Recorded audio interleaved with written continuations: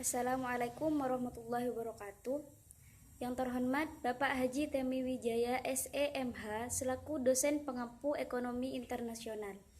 Nama saya Wasilatul Arham, NIM 1910400. Prodi Ekonomi Syariah 5C, Fakultas Agama Islam, Universitas Nurul Jadid, Paiton, Probolinggo.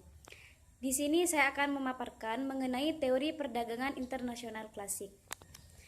Teori internasional klasik adalah perdagangan yang dilakukan penduduk atau pemerintah antara negara yang diwujudkan adanya proses pertukaran barang atau jasa yang saling menguntungkan.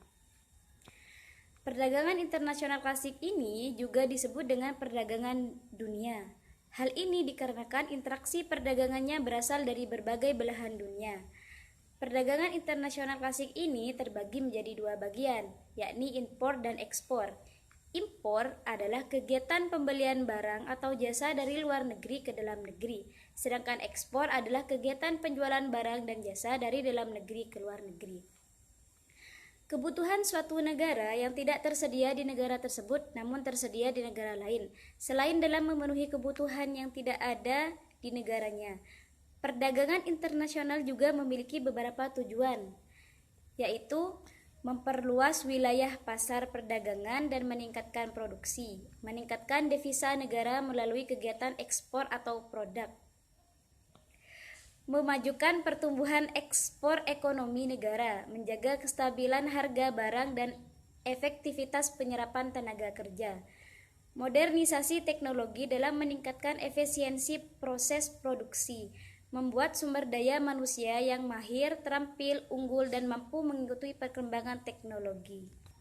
Teori perdagangan internasional klasik adalah teori yang digunakan suatu negara sebagai landasan suatu negara melakukan perdagangan internasional dengan negara yang lainnya. Teori perdagangan internasional ini dibagi menjadi tiga, yaitu teori praklasik merkantilisme, teori klasik yaitu absolute advantage dari Adam Smith dan comparative advantage dari David Ricardo.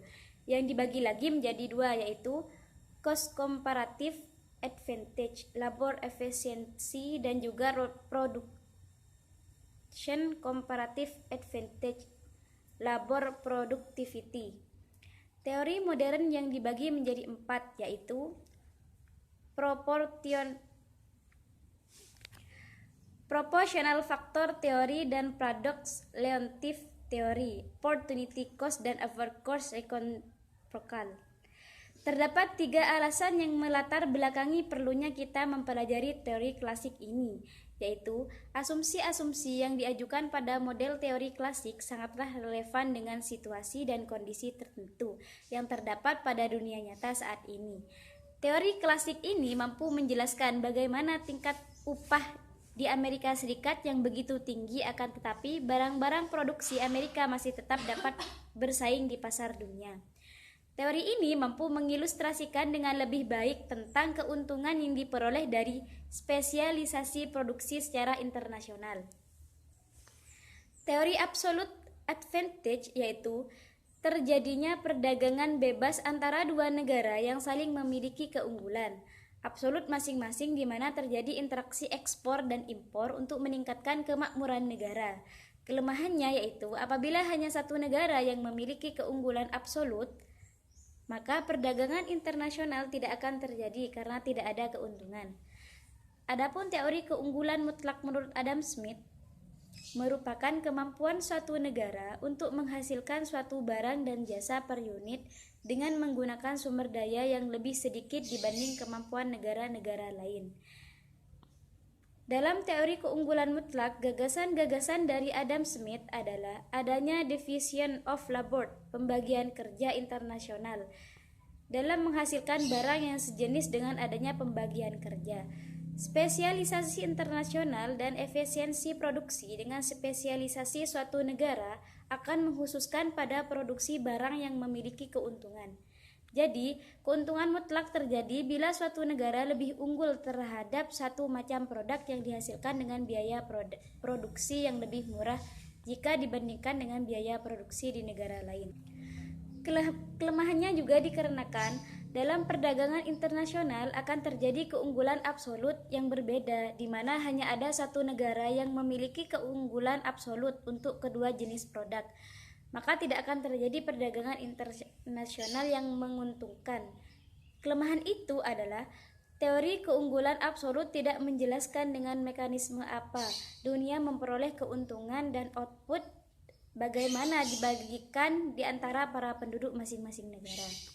Dalam model keunggulan, absolut tidak menjelaskan bagaimana kalau negara yang satu sudah mengadakan spesialisasi sedangkan yang lain masih memproduksikan kedua produk. Bahwa laporan produktivitas berbeda-beda. Bahwa Adam Smith tak berpikirkan adanya negara-negara yang sama sekali tidak memiliki keunggulan absolut.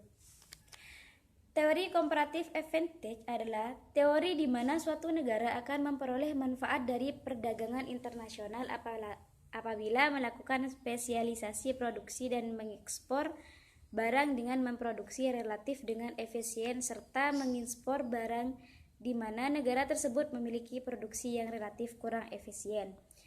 Dengan kata lain, suatu negara akan tetap mendapatkan keuntungan dalam perdagangan jika perspesialisasi dan pengekspor barang yang memiliki keunggulan relatif, di mana keunggulan relatif yang mengindikasikan bahwa suatu negara lebih efisien secara relatif dalam memproduksi barang.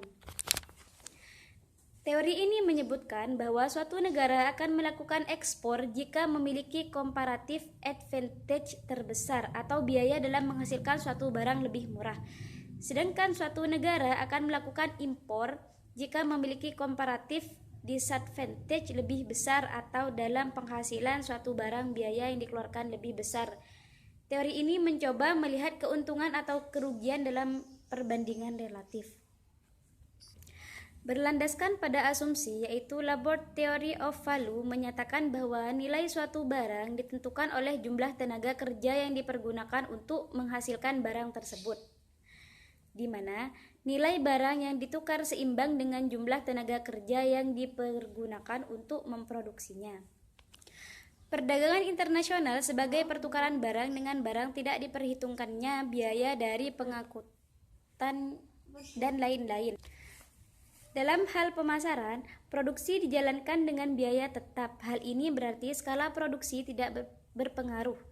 Maka dari penjelasan-penjelasan di atas dapat disimpulkan bahwa suatu negara akan melakukan spesialisasi dalam produksi barang-barang dan mengekspornya apabila negara tersebut mempunyai keuntungan dan mengimpor barang-barang yang dibutuhkan jika mempunyai kerugian dalam memproduksi.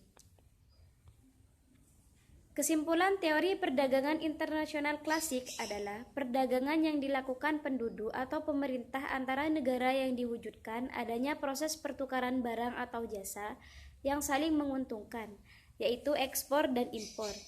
Teori ini sering digunakan suatu negara sebagai landasan suatu negara melakukan perdagangan internasional dengan negara yang lainnya, dan juga sebagai perdagangan bebas antara dua negara yang saling memiliki keunggulan absolut.